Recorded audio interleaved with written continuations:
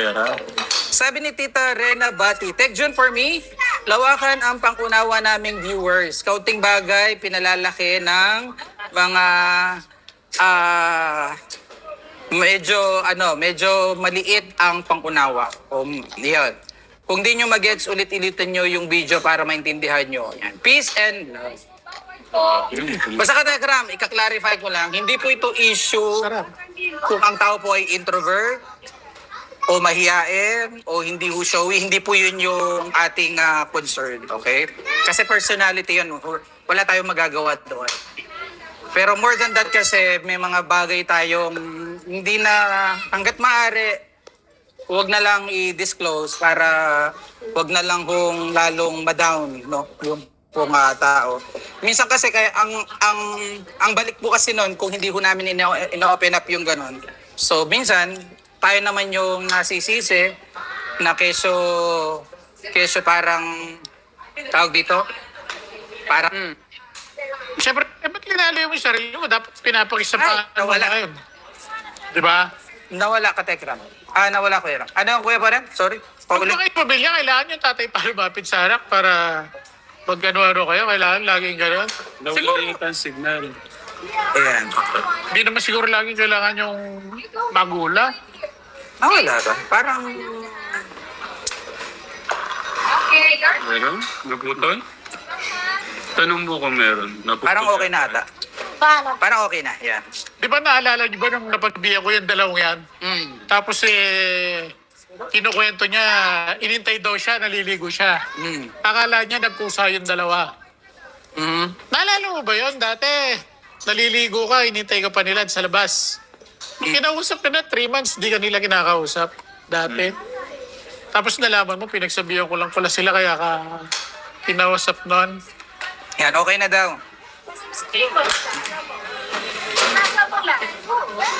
Sabi ni Tita Noji, Yung ganong attitude, hindi pa rin nagbago. ang issue dito, yung post daw ni Ninang Precious. Ano ba yung post ni Tita Ninang Precious? Sabi ni Tita Noji. Hindi ko po kasi alam, Katekraf, kung ano po yung post. Tita Jo, Wow naman. You're welcome. Yan. You're welcome. Ano mo? Sarap. Ha? si Ate Jack mo. Katekraf yung pong parang mag-a-adjust or parang gumagawa tayo ng paraan para ma-reach out yung tao. Saan? Mahirap po kami yung magsabi sa inyo, baka sabihin nyo, we're just making stories. Maganda po siguro, si Luis yung magsabi doon kung meron ba kaming effort na ginagawa para tulungan siya na mag-initiate siya, na i-involve niya yung sarili niya sa family. No? Kasi kapag halimbawa ako, sinabi ko lang, o kami, sinabi sa inyo, siguro nagagawa lang ng kwento. So maybe, to be fair, we can ask Kuya Luis kung gumagawa ba kami ng paraan. Kasi naintindihan natin, introvert, shy type, ganyan, hindi masyadong showy. But it doesn't mean wala tayong gagawing improvement o hindi tayo gagawa Diyan ng na nga siya effort. tumanda. Kaya nga, kumbaga in-encourage din natin yung tao, sinasabihan natin yung tao, ano yung pwede niyang gawin, simulan niya sa maliit muna, hanggang sa makasanayan niya. But, of course, wala na tayong control kung ano magiging decision niya afterwards. Ano yung mga sinasabi nila dyan sa akin nun? Puro panunumbat, sabi nila. Tingnan mo yung sinasabi nila, Stephen, ngayon. Sinagad mo na yung katamaran mo. Yun Di ba? Sinasabi ko yung, di ba? Yung pamakapaks na sinasabi ko. Na ganon. Kasi, Na tinuturuan mo sila ng ganon. lalabas at Akala nila, binamasama natin, di ba? Hindi nila alam, talagang ginaguide mo lang sa tama. lalabas kasi ang katotohanan. Ngayon, sa mismo sa kanila lumalabas. Sinagad mo na yung katamaran. Yes. Di ba? Mahirap kasing kahit anong baluktot mo sa katotohanan, the truth will prevails. Magwawagi ang katotohanan. Lalabas at lalabas ang katotohanan. Di pa lumabot sa 1 taon. Di mo sila tumagal. Sabi ni Pakol, Precious post is not bad. Everything she said is right.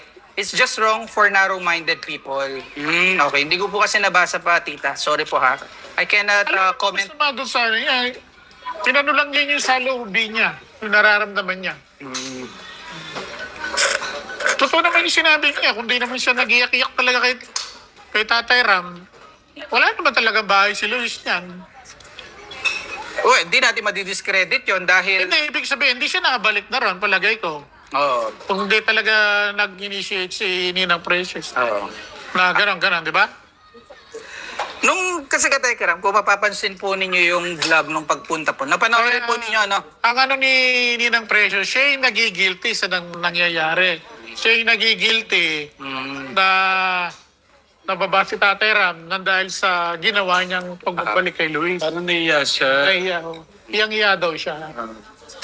Kasi si Ninang Precious, nakakausap po kasi yan from time to time at nabibigyan siya ng update kung ano yung nagiging behavior ho ng tao. Masama nga, binlock na siya ni Luis eh. Kaya di niya nakakausap.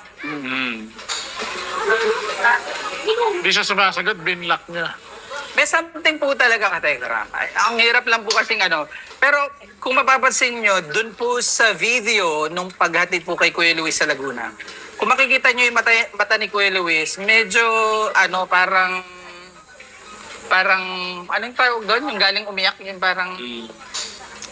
Hindi ko nga naiintindihan sa mga bata ngayon eh. Di ba, nagdaan sila sa hirap. Eh, ba't kinakaya nila yung nakakaya, ano? Yung nakakaya eh, yung ginagawa nila. Yun ang dapat ikahiya. Thank you po, Twinnie. Tita Twinnie. Maingay kasi dito, magandang bigyan ng ano yan, pag-uwi na lang natin.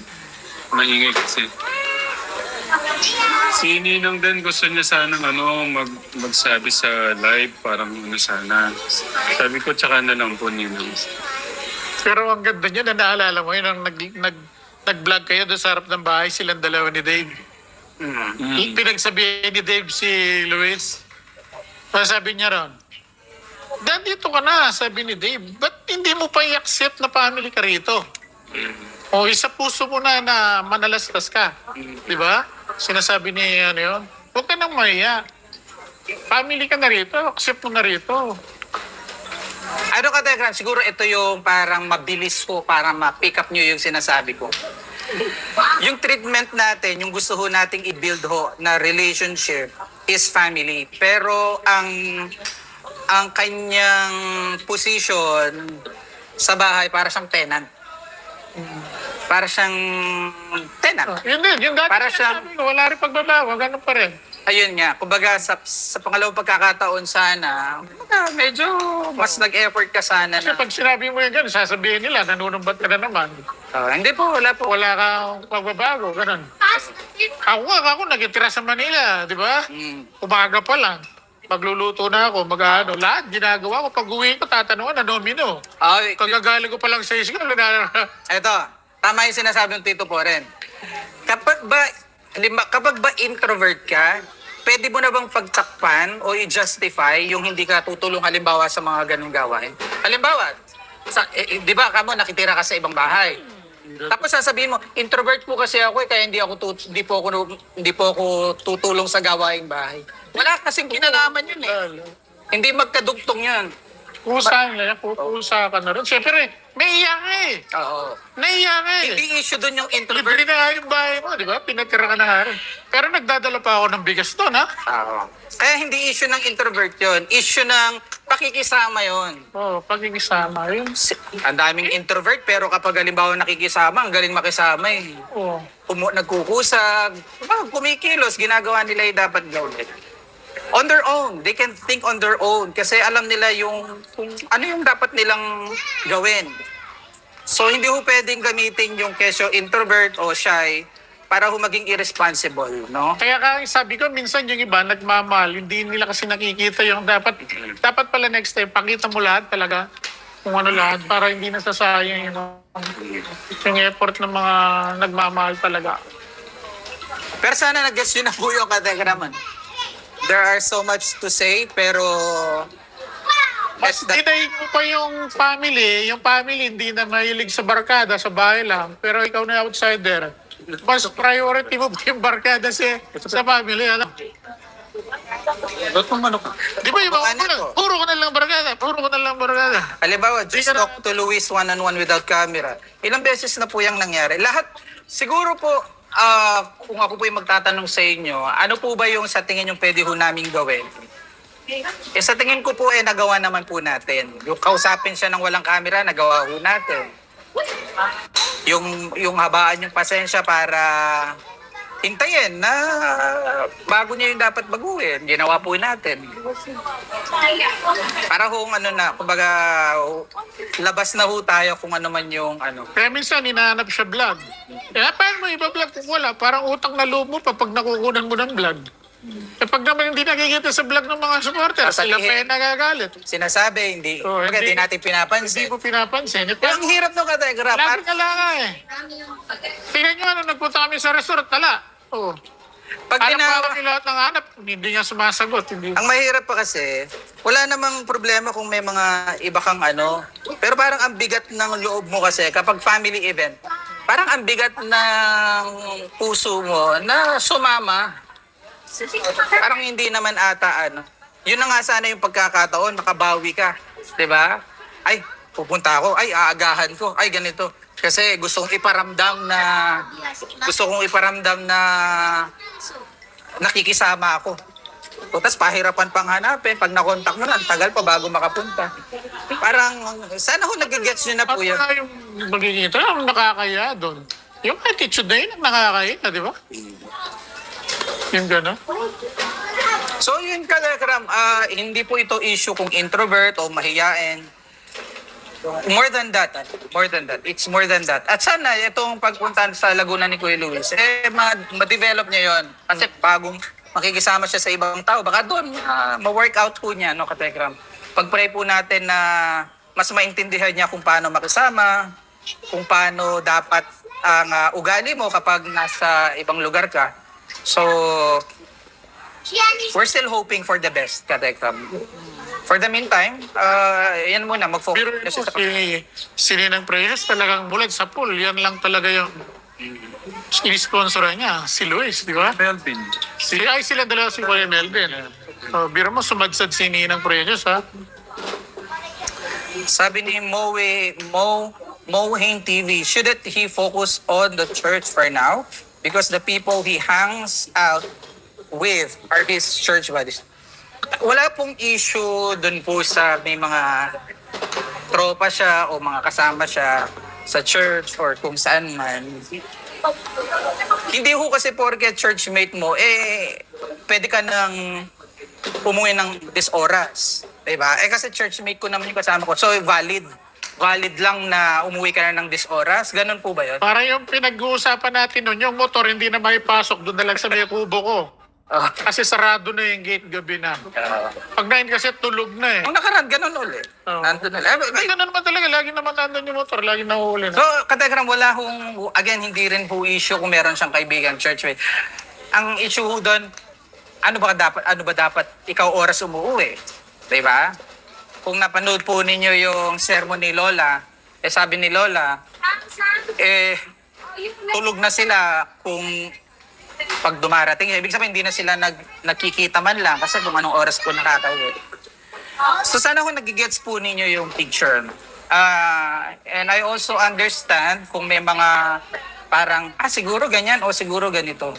Pero sana ho, isipin nyo rin na may ginawa na ba kaming approach dun sa concern nyo na yon? No. Para mas maganda pa talaga pag talagang pamilya mo, no? Kahit taluin mo di ba? Iba Kasi talaga yun. pag nag-iisip ka pa, nag-aalang ka, sasaktan mo kung ano. Nagdadalawang isip ka eh. Mamaya, kung ano-ano pag sadya, di ba? Pag ginano mo, hindi disiplina mo lang naman.